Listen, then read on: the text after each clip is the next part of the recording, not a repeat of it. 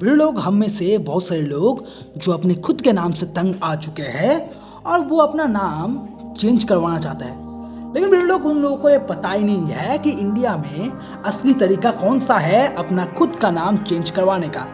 तो इसलिए वो लोग कोर्ट में जाते हैं और कोर्ट में जाकर डाल के आता है पैसा, लेकिन काम कुछ नहीं होता है। अगर आप भी ढूंढ रहे हो सही तरीका अपने खुद के नाम चेंज करने का, तो मेरे पास 3 स्टेप है।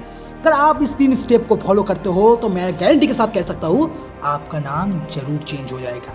सो वीडियो अगर आप जानना चाहते हो 3 स्टेप तो वीडियो को अंत तक देखिए, जरूर मजा आएगा और ज्ञान भी फ्री में मिलेगा।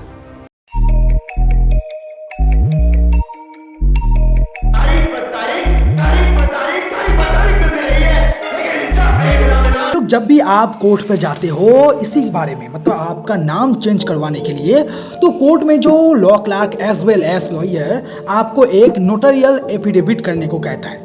सो वे लोग, नोटरी एफिडेविट क्या है? नोटरी एफिडेविट एक तरह का डिक्लेरेशन है और वो डिक्लेरेशन आप दोगे आप, लेकिन वो एफिडेविट आइडेंटिफाइड होना चाहिए एनरोल एडवोकेट के द्वारा एज वेल एज कोर्ट के किसी भी नोटरी पब्लिक के द्वारा। इसके साथ साथ आपका जितना भी डॉक्यूमेंट्स है वो सब का डिटेल्स उस एफिडेविट में होना चाहिए। इसके साथ साथ उस एफिडेविट में आपके फादर के रिलेटेड डॉक्यूमेंट भी लग सकता है, क्योंकि उससे आपका जो एड्रेस है वो प्रूफ मैच करेगा।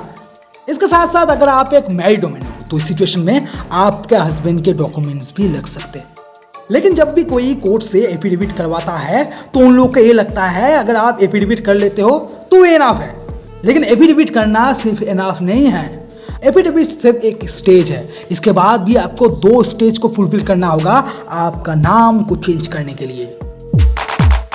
कोर्ट से नोटरियल एफिडेविट करवाने के बाद आपका काम यहाँ पर रुक नहीं जाता। अब आने वाला है नेक्स्ट काम, वो है publication of name changing ad in newspaper. मतलब आपका नाम आप चेंज कर रहे हो, इसका आप न्यूज़पेपर में आपको एडवर्टाइजमेंट देना पड़ेगा। वैसे अकॉर्डिंग टू रूल्स आपको 2 न्यूज़पेपर में आपका नेम चेंजिंग एड्स देना पड़ेगा। एक तो होना चाहिए रीजनल न्यूज़पेपर में और एक होना चाहिए इंग्लिश न्यूज़पेपर में। सो वे लोग उस न्यूज़पेपर एड में आपको कुछ चीज़ मेंशन करना है, जैसे number 1 the name of the applicant. मतलब अगर आप अप्लाई कर रहे हो अपना नाम चेंज करने के लिए तो आपका नाम वहाँ पर होना चाहिए। इसके साथ साथ आपका पुराना नाम जो आप चेंज करवाना चाहते हो। उसके बाद उसमें डेट भी मेंशन होना चाहिए जिस दिन एफिडेविट बनवाया गया था आपके द्वारा, अगर आप एप्लीकेंट हो। इसके बाद अगर आप एप्लीकेंट हो तो आपका पूरा एड्रेस वहाँ पर मेंशन होना चाहिए और एक इंपॉर्टेंट चीज़ वहाँ पर होना चाहिए, वो है आपका एज। ये था कुछ मेजर डिटेल्स जो आपको उस न्यूज़पेपर ऐड में देना है। इसके साथ साथ अगर आपसे हो सके तो नोटरी एफिडेविट जो आपका किया है, मतलब जो नोटरी पब्लिक है उसका नाम भी मेंशन होना चाहिए। इसके साथ साथ सबसे इंपॉर्टेंट चीज़ वो है आपके पापा का नाम।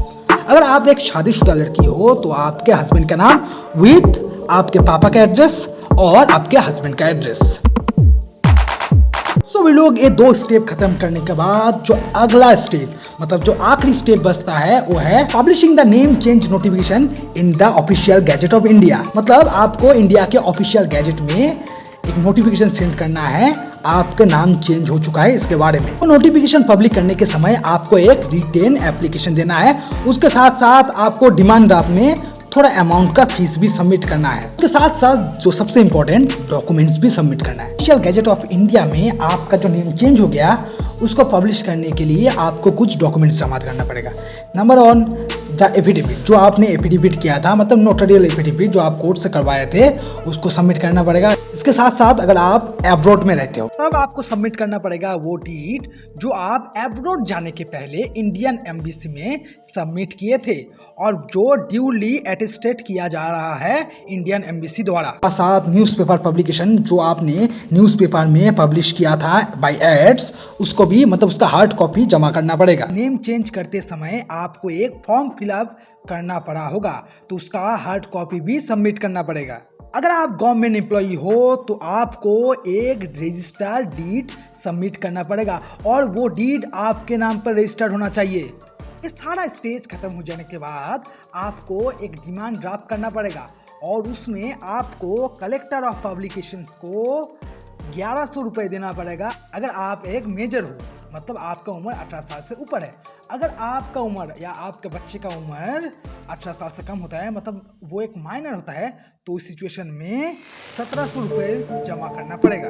एप्लीकेंट का 2 पासपोर्ट फोटो, उसके साथ साथ 1 सेल्फ अटेस्टेड आईडी, चाहे वो आधार कार्ड हो, वोटर कार्ड हो, वो भी जरूर सबमिट करना है दोस्तों। सो लोग, अगर आप इस 3 स्टेप को फॉलो करके आपका नाम चेंज करवाना चाहते हो तो आप चेंज करवा लो। खर्चा होगा, पता है, थोड़ा तो खर्चा होगा, लेकिन ये श्योर कहता हूँ आपका नाम चेंज हो जाएगा। So we look, hope you like the video. If you like the video, do like, share, subscribe and hit the bell icon.